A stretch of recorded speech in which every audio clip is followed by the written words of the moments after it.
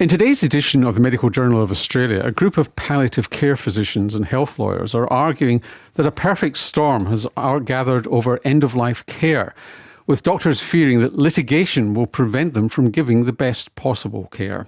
The confluence of circumstances creating the perfect storm, they say, are fears about opioid overuse and, secondly, assisted suicide legislation, now in the process of being implemented in Victoria, probably soon to be passed in Western Australia, with other states looking at what they're going to do. The authors say they're concerned that fear over being sued could have serious consequences for patient care at the end of life. Jeff Mitchell is the lead author. He's Professor of General Practice and Palliative Care at the University of Queensland. Welcome to the Health Report. Thanks for having me, Norman. What evidence have you got that the opioid problem is having this effect? It's anecdotal, particularly in general practice, but when the government sent letters to the top 20% of opioid users. Prescribers, you mean? Prescribers, sorry, yes.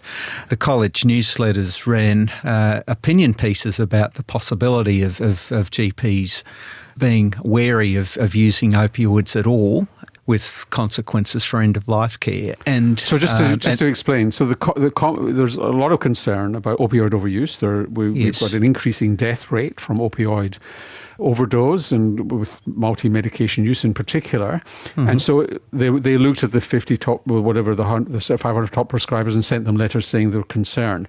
Did they then do an audit of their practices or what? What happened then? Well, there were some doctors who were sent letters like that who said that they risked professional ruin should they continue. And so they And were these doctors GPs? They were GPs. Who had an interest in palliative care mostly, or what? Well, we don't know. We just know that they were the top by number of prescriptions. And many of those would have been GPs whose predominant patients were older. And that they were being used for end-of-life conditions. And many of those conditions would not be those that end up being seen by specialist palliative care physicians either. They might well have been aged care facilities where people still, most people who go there will die in a reasonably short space of time, and many will have pain. We'll come back to the opioid situation in a minute. Where does assisted suicide legislation fit into this in terms of your fear about end-of-life care?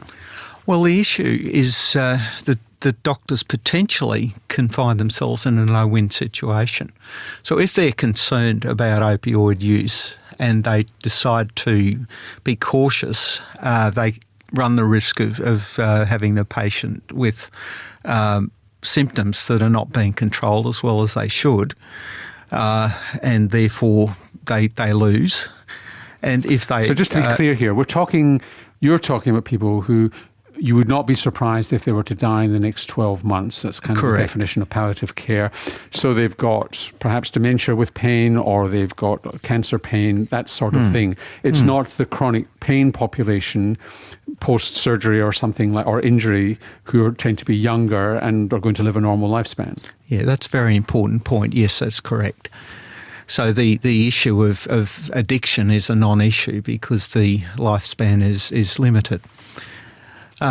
So in the assisted suicide scenario, you've got, if someone is concerned about their use, they may underdo it and then leave the patient in discomfort and pain that isn't necessary to experience. And then, so the concern here is in states where first of all, even in a state like Victoria, where there is assisted suicide legislation, the worry is that you might shorten the period to when somebody dies by putting them on opioids. Yes, and there would be some who are very concerned about that and therefore underdo it. But then there are those who... Has anybody ever been sued for... I mean, it's a well-recognised thing that happens in palliative care is that somebody has poorly controlled symptoms and you up and up the opioid dose to actually control those symptoms. Sometimes that happens a year out. It doesn't necessarily speed their death. It gives them an easier last year of life. But sometimes it does, to be frank, speed up the time to death. Is there any evidence that people have been sued for instituting opioids at the end of life for that reason? The systematic review that commentary article was based on looked at all Australian case law available on the web from all jurisdictions and all review panels, and found 12 cases in total that were reviewed. Of those, 2 were referred for further assessment with the possibility of sanction, and neither of those 2 was successful. So you're jumping at shadows here? I'm sorry? Are you jumping at shadows here? Well, I think the profession is. That's the problem. If you frequently hear people worry about the medico-legal ramifications of doing this or that, and this is a very fraught area because of the publicity that's happening at the moment, and you have people who are just very, very cautious about the risk of running into trouble with the law. So you're as much writing this for the doctor as the general public. In other words, you're saying to them, take a chill pill here, you're going to be okay, and just use opioids the way you've been taught to use them. Yes, exactly. You can take a chill pill. The law is not going to be your enemy here. Good practice will not be punished. And so if you practice as you were taught, which is using the appropriate amount at the appropriate time and instituting it slowly and steadily, the risk of running into legal trouble is vanishingly small. Comforting to hear. Thank you for the chill pill, Jeff. My pleasure. Geoffrey Mitchell is Professor of General Practice and Palliative Care at the University of Queensland. I'm Norman Swan. This has been The Health Report, and I hope you can join me next week.